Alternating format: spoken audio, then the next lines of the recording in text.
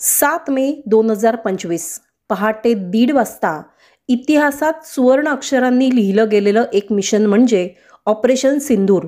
भारताने पाकिस्तानात घुसून केलेला हा सर्जिकल स्ट्राईक म्हणजे केवळ एक लष्करी कारवाई नव्हे तर दहशतवाद्यांना घडवलेली एक मोठी अद्दल होती। पण हे ऑपरेशन सिंदूर म्हणजे काय आणि हे ऑपरेशन कसं घडवून आणलं गेलं हे आपण या व्हिडिओच्या माध्यमातून जाणून घेऊया।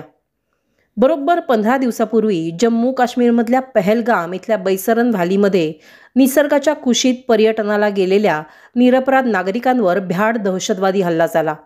यामध्ये 25 भारतीय आणि एका नेपाळी नागरिकाचा नाहक बळी गेला। दहशतवाद्यांनी यातल्या काही महिलांना सोडलं, पण त्यांच्या डोळ्यांदेखत त्यांच्या पतींना धर्म विचारून त्यांच्यावर गोळ्या झाडल्या। यामुळे या महिलांच्या कपाळावरचं सिंदूर एका क्षणात पुसलं गेलं, जणू त्यांचा सन्मान लुटला गेला। पण या घटनेनंतर भारत गप्प बसला नाही। त्याने उत्तर दिलं ते ऑपरेशन सिंदूरच्या रूपात।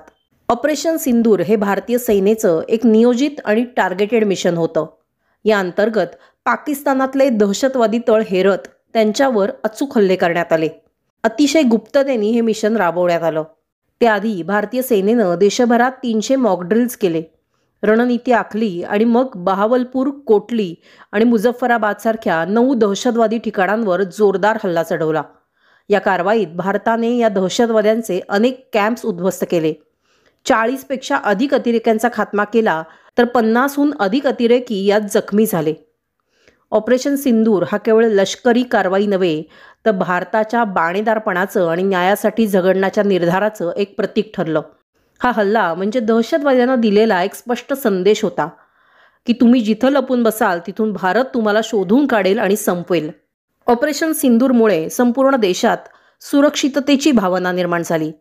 भारतीय सशस्त्र दलानं दहशतवादाला बळी पडलेल्या आपल्या निरपराध नागरिकांच्या मृत्यूचा बदला घेण्यासाठी आपण सज्ज आहोत हे दाखवून दिलं। या निमित्तानं सिंदूर पुन्हा उजळलं, पण त्यामागे उभं होतं अखंड भारताचं रणशूर बळ। त्याबरोबरीनं केंद्र सरकारचं भक्कम नेतृत्व, भारतीय लष्कराचं अतुलनीय धाडस आणि नागरिकांचा अतूट विश्वास। ऑपरेशन सिंदूर हे केवळ एक मिशन नाही, ही शपथ आहे की यापुढे देशातील कुठल्याही महिलेचं सिंदूर दहशतवादामुळे पुसलं जाता कामा नये। आणि जर पुन्हा तसं घडलंच तर भारत त्याला चोख प्रत्युत्तर देईल आणि वेळ आलीच तर युद्ध पुकारत दहशतवादाचा समूळ निप्पात करेल। भारताने राबवलेल्या या ऑपरेशन सिंदूरबद्दलच्या तुमच्या प्रतिक्रिया आम्हाला नक्की सांगा आणि असेच माहितीपूर्ण व्हिडिओ बघण्यासाठी ऋतम मराठीला सबस्क्राईब करा। जय हिंद।